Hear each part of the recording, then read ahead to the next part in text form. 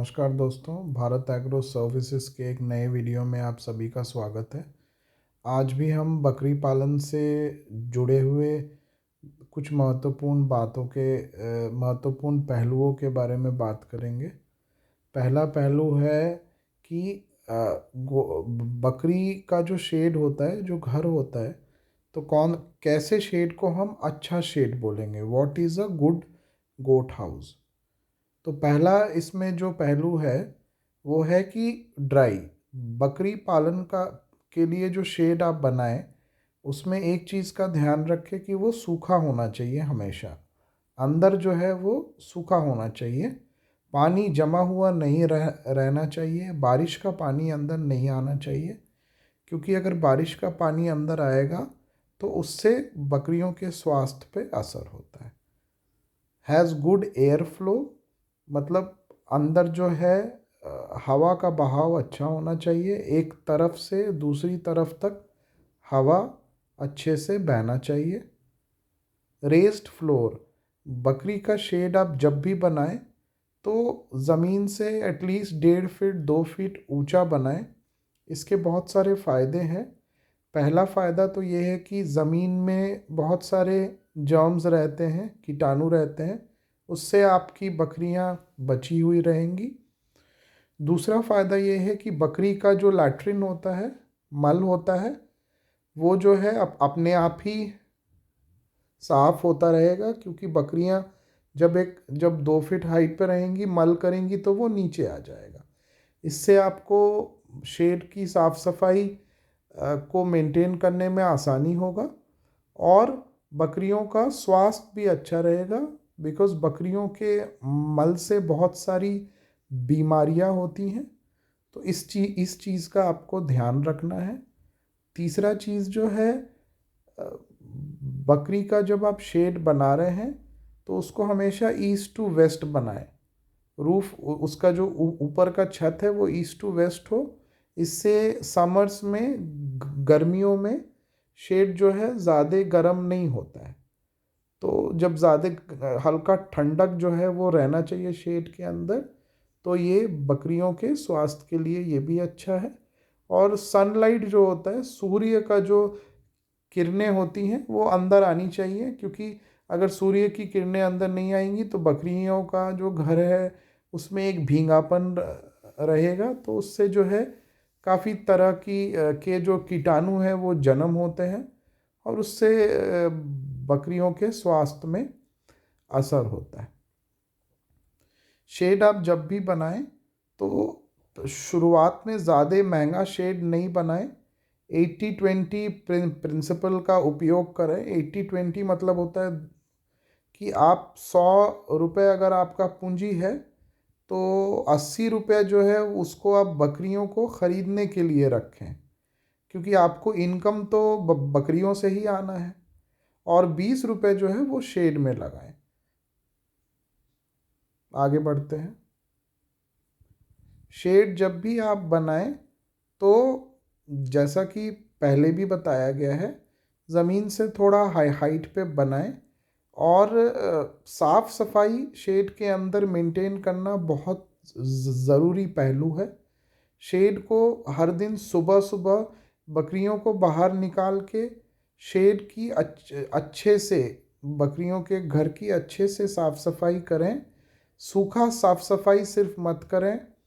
Potash formalin, एक 1 litre पानी में 1 ml फॉर्मलिन एक केमिकल है, वो आपको आसानी से किसी भी खाद के दुकान में मिल जाएगा।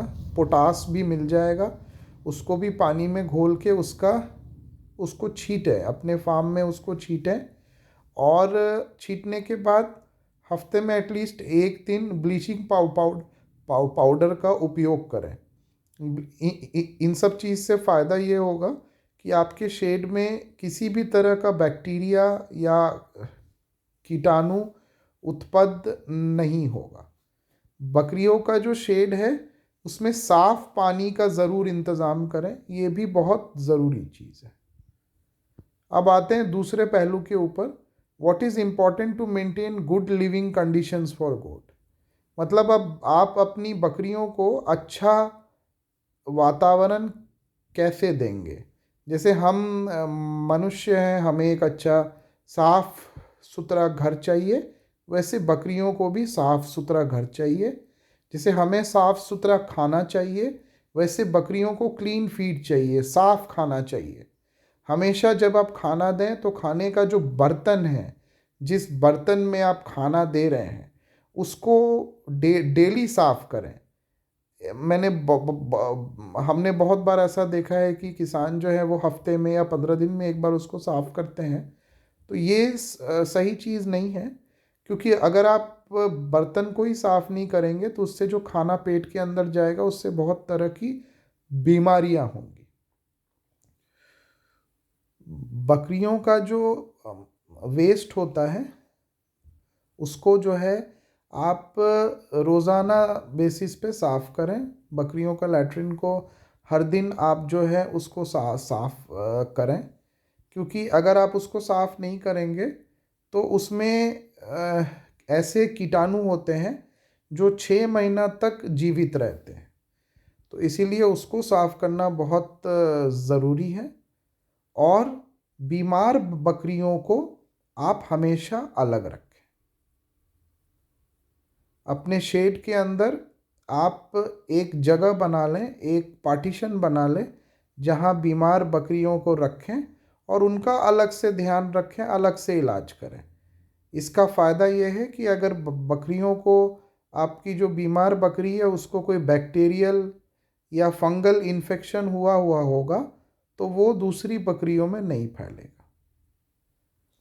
अब आते हैं कि बकरियों का जो वेस्ट होता है, मल होता है, उसको कैसे मैनेज करें। ये सब छोटी छोटी बातें हैं, बट बकरी पालन के लिए, स्वस्थ बकरियों के लिए बहुत ज़रूरी बातें हैं।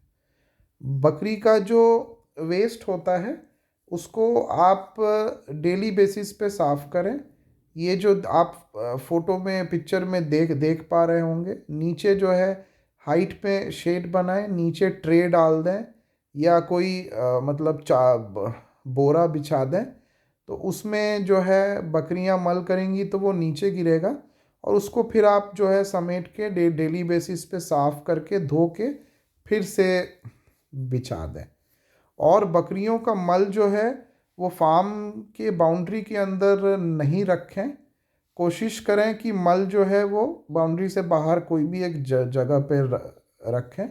और अगर आप खेती करते हैं या आपके फार्म के आपके मतलब फार्म में पौधे वौधे हैं तो उसमें आप एज अ उसको खाद किया जा सकता है यूज़। तो ये सब महत्वपूर्ण बातें हैं।